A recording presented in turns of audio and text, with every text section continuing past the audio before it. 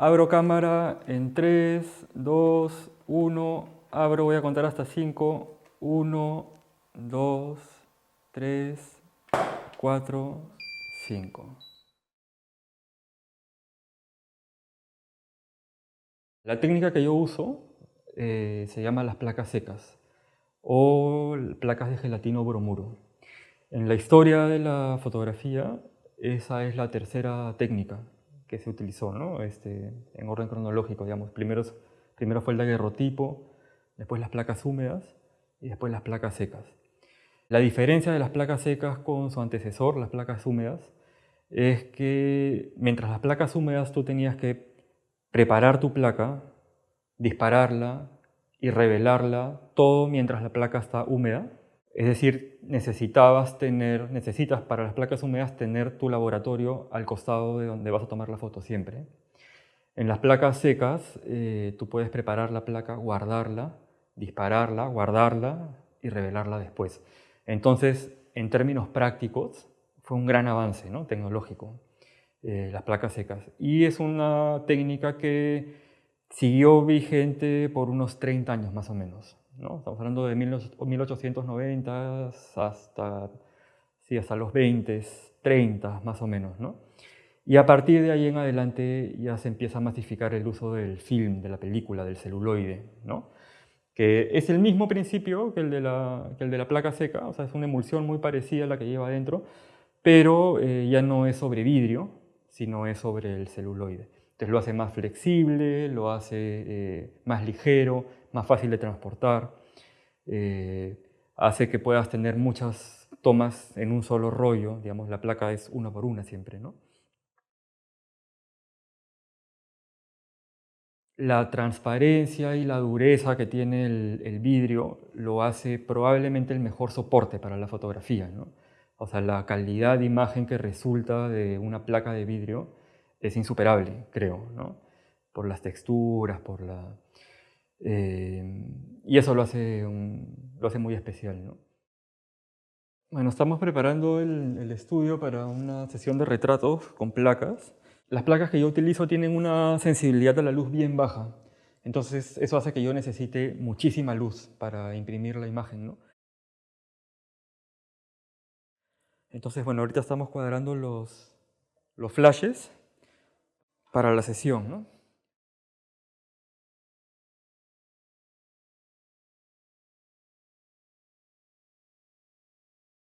Las placas que yo preparo tienen ISO 3, ¿no? O sea, si lo comparamos con la tecnología digital, digamos, normalmente una cámara, o sea, muy profesional tiene a partir de ISO 50.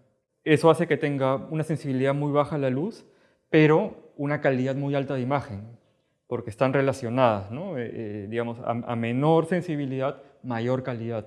Eso es porque el granito de plata que compone la imagen, o sea, cada uno de esos granitos de plata que componen la imagen, es microscópico, es chiquitito. Por eso es que tiene el ISO tan bajo, ¿no? Pero eso hace que las líneas, o sea, la calidad de imagen sea muy alta, ¿no?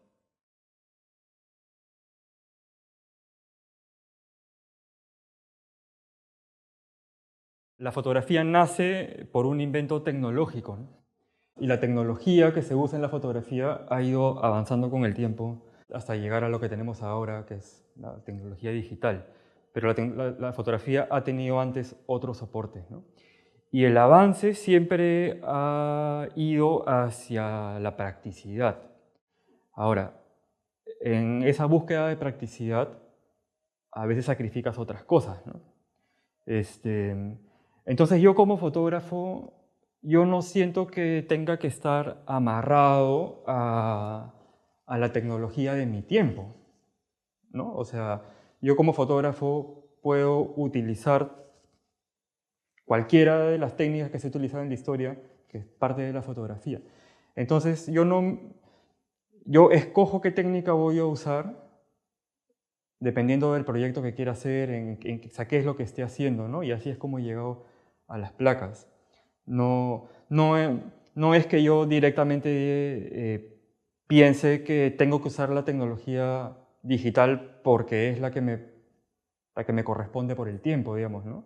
Me gusta ver en ese recorrido histórico distintas maneras de hacer fotografía y chapo para cada proyecto la que más me interese, ¿no? Cuando yo empecé a investigar sobre el retrato específicamente, empecé a mirar distintas técnicas a lo largo de la historia fotográficas que se habían utilizado para el retrato, ¿no? Cuando llegué a la época en que se usaban placas para los retratos, empecé a revisar esas fotografías de distintos autores, ¿no? Me cautivó. Y tiene que ver con una suma de cosas, creo. O sea, la parte técnica, digamos, las texturas, los contrastes, esa es una parte que es fascinante, ¿no? Es una imagen de muchísima calidad, de muchísimo detalle. No sabía muy bien a qué se debía, ¿no? Pero que era lo que yo estaba buscando para un proyecto que yo quería hacer, un proyecto que he terminado haciendo, digamos, ¿no? Y tenía que ver con la dignidad que sacaba al retratado, con esa especie de solemnidad en el retrato, ¿no? Y yo no sabía muy bien a qué se debía, pero aparecía casi en todos los retratos que tienen esta técnica, digamos, ¿no? Y eso fue lo primero que me cautivó. Y ya cuando empecé a hacer mis propias pruebas, creo que me di cuenta por qué es que sucede esto, ¿no? Y la parte técnica es una de estas partes, pero eh, tiene más que ver, creo, con la dinámica de la sesión misma, con esa pausa que hay, con ese número limitado, digamos, de disparos, o sea, hace que cada disparo cuente mucho, que sea importante, que se tome un tiempo, ¿no? Entonces, cada retrato o sea, yo siempre digo, yo siento que cuando tengo una cámara digital, tengo una ametralladora. Cuando estoy disparando con esta cámara, es una bomba atómica, ¿no? O sea, cada disparo es como ¡pum! Se siente así, importante, ¿no?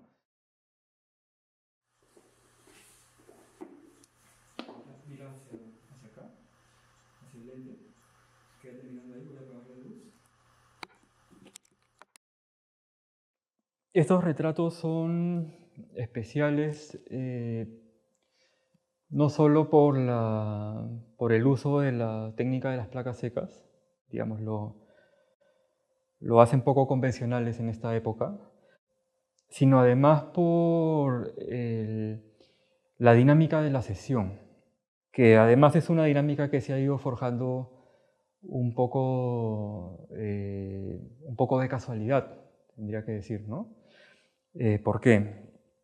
Porque yo utilizo la técnica de las placas secas dentro de un estudio y utilizo flashes de estudio para iluminar. Y la cámara que utilizo es una cámara muy antigua que no tiene manera de sincronizarse automáticamente con las luces que yo uso. Entonces, yo utilizo la oscuridad para poder sincronizar de alguna manera la cámara con los flashes. 1, 2, 3, 4, 5.